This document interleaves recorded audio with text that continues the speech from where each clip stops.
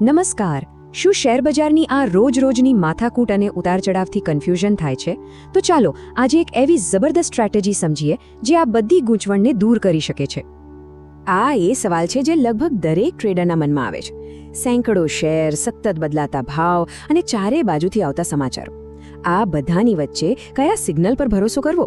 સાચો ટ્રેડ શોધવો એ તો જાણે ઘાસની ગંજીમાંથી સોય શોધવા જેવું જ કામ છે.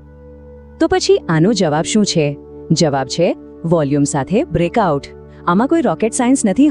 આ તો પ્રાઇસ એક્શન પર આધારિત એકદમ સિમ્પલ પણ એટલી જ પાવરફુલ ટેકનિક છે જે આપણને એકદમ ક્લિયર સિગ્નલ આપે છે. ચાલો આને જરા ડિટેલમાં સમજીએ.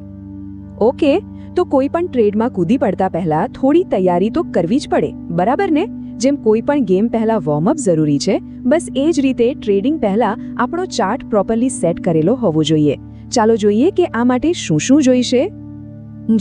જો તમે ઇન્ટ્રાડે ટ્રેડિંગ કરો છો તો આપણે લગાવીશું 15 મિનિટનો ચાર્ટ, અને જો સ્વિંગ ટ્રેડિંગ મતલબ કે થોડા દિવસો માટે પોઝિશન રાખવી હોય તો પછી ડેલી ચાર્ટ. અને આની સાથે આપણા 3 ખાસ દોસ્તો પણ હશે. વોલ્યુમ જે સૌથી ઇમ્પોર્ટન્ટ છે, RSI જે મોમેન્ટમ બતાવશે, અને 20 દિવસની મૂવિંગ એવરેજ જે ટ્રેન્ડ સમજાવશે. સારું, તો હવે આવે છે આખી સ્ટ્રેટેજીનો સૌથી રસપ્રદ ભાગ. આપણે એકદમ સિમ્પલ 4 સ્ટેપ્સ શીખવાના છીએ જે આપણને એક હાઈ ક્વોલિટી ટ્રેડ શોધવામાં મદદ કરશે. આખી પ્રોસેસ ખૂબ જ લોજિકલ છે. બસ આ 4 સ્ટેપ્સ આ જ આપણો રોડ મેપ છે. સિમ્પલ. પહેલા લેવલ્સ ઓળખવા, પછી કન્સોલિડેશનની રાહ જોવી, ત્રીજું બ્રેકઆઉટ કેન્ડલને પકડવી, અને છેલ્લે અને સૌથી અગત્યનું વોલ્યુમથી કન્ફર્મ કરવું. ચાલો એક એક કરીને બધા સ્ટેપ્સ સમજીએ. ચાલો તો સૌથી પહેલા સ્ટેપ 1 અને 2. આપણે ચાર્ટ પર એવા લેવલ્સ શોધવાના છે જ્યાં ભાવ વારંવાર આવીને અટકી જાય. આને જ આપણે સપોર્ટ અને રેઝિસ્ટન્સ કહીએ છીએ. હવે જ્યારે કોઈ શેર આ બે લેવલની વચ્ચે લાંબો સમય સુધી ફસાઈ જાય ને, એને કહેવાય કન્સોલિડેશન. આને છે ને એક ડેમની જેમ સમજો. જેટલો લાંબો સમય પાણી ભરાયેલું રહેશે, ડેમ તૂટશે ત્યારે ફોર્સ કેટલો જબરદસ્ત થશે. બસ એવું જ કંઈક અહીં થાય છે. હવે ધ્યાનથી સાંભળજો. Step 3 breakout candle. અહીં સૌથી જરૂરી વાત એ નથી કે ભાવ રેઝિસ્ટન્સની ઉપર ગયો, પણ એ છે કે કેન્ડલ એ લેવલની ઉપર મજબૂતીથી બંધ થવી જોઈએ, ક્લોઝ થવી જોઈએ. આ ક્લોઝિંગ જ સાચો પાવર બતાવે છે કે ખરીદદારો હવે કંટ્રોલમાં છે. અને હવે આવે છે ગેમ ચેન્જર સ્ટેપ, સૌથી અગત્યનું, વોલ્યુમ કન્ફર્મેશન. જે કેન્ડલ બ્રેકઆઉટ આપે છે ને, એનું વોલ્યુમ એ પાછલી 5-10 કેન્ડલ્સની એવરેજ કરતાં વધારે હોવું જ જોઈએ, કમ્પલસરી. જો વોલ્યુમ નથી તો સમજી લો કે બ્રેકઆઉટ નકલી હોઈ શકે છે. એક વાત મગજમાં ફિટ કરી લો, નો વોલ્યુમ નો ટ્રેડ. બસ. ઓકે, તો આપણને પરફેક્ટ સેટઅપ મળી ગયો. પણ હવે શું? હવે આવે છે એક્શનનો ટાઈમ. કારણ કે સારો સેટઅપ શોધવો એ અડધી લડાઈ છે. બાકીની અડધી લડાઈ છે ટ્રેડને મેનેજ કરવાની. ચાલો જોઈએ કે એ કેવી રીતે કરવાનું. તો ટ્રેડમાં એન્ટ્રી ક્યારે લેવાની? આમાં કોઈ અંદાજો નથી લગાવવાનો. એકદમ પાક્કો નિયમ છે. જેવી બ્રેકઆઉટ કેન્ડલ પછીની કેન્ડલ એના હાઈને ક્રોસ કરે, બસ એ જ આપણો એન્ટ્રી પોઈન્ટ. આ એક એક્સ્ટ્રા કન્ફર્મેશન છે કે મોમેન્ટમ ચાલુ છે.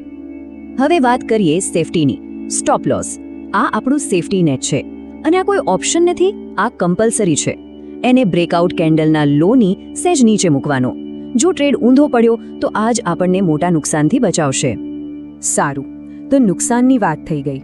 હવે નફાની વાત કરીએ. ટાર્ગેટ એટલે એ લેવલ જ્યાં આપણે પ્રોફિટ બુક કરીશું. પણ આ ટાર્ગેટ નક્કી કેવી રીતે કરવો? એના માટે એક બહુ જ મહત્વનો કોન્સેપ્ટ છે. આ નંબર એકદમ મગજમાં બેસાડી દો.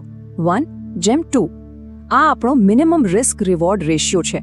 મતલબ એકદમ સાદી ભાષામાં કહું તો, જો આપણે 10 રૂપિયાનું જોખમ લઈએ છીએ તો સામે ઓછામાં ઓછો 20 રૂપિયાનો નફો મળવો જોઈએ. આનાથી શું થશે? આપણા અમુક ટ્રેડ ખોટા પડશે તો પણ એક સાચો ટ્રેડ બધું સરભર કરી દેશે. ચાલો આ બધી થિયરી બહુ થઈ. હવે આને એકદમ રિયલ લાઈફ ઉદાહરણથી સમજીએ. આપણે ટાટા મોટર્સના ચાર્ટ પર નજર નાખીએ અને જોઈએ કે આ બધું પ્રેક્ટિકલી કેવું દેખાય છે. ધારો કે ટાટા મોટર્સનો શેર 500 રૂપિયાના લેવલ પર વારંવાર અથડાઈને પાછું આવે છે. મતલબ કે 500 રૂપિયા એના માટે એક મજબૂત દિવાલ એટલે કે રેઝિસ્ટન્સ બની ગયો છે. અને પછી એક દિવસ જુઓ, એક જોરદાર ગ્રીન કેન્ડલ બને છે જે 505 પર ક્લોઝ થાય છે. એણે 500ની દિવાલ તોડી નાખી. પણ સૌથી અગત્યની વાત શું? એ દિવસનું વોલ્યુમ એ નોર્મલ કરતાં લગભગ ડબલ છે. બૂમ! આપણો સેટઅપ કન્ફર્મ. બધા બોક્સ ટિક થઈ ગયા. તો આના પર આપણો ટ્રેડ પ્લાન કેવો બનશે? ચાલો ગણતરી કરીએ. આપણી એન્ટ્રી થશે 506 પર. બ્રેકઆઉટ કેન્ડલના હાઈની ઉપર. સ્ટોપ લોસ આપણે મૂકીશું 494 પર, કેન્ડલના લોની નીચે. તો આપણું રિસ્ક કેટલું થયું? 12 રૂપિયાનું. હવે આપણો નિયમ યાદ કરો, 1:2. તો 12 રૂપિયાના રિસ્ક સામે આપણો ટાર્ગેટ ઓછામાં ઓછો 24 રૂપિયાનો નફો હોવો જોઈએ. એટલે કે આપણો ટાર્ગેટ થશે 530 રૂપિયા. ઓકે, તો સ્ટ્રેટેજી તો સમજાઈ ગઈ, પણ વાત અહીં પૂરી નથી થતી.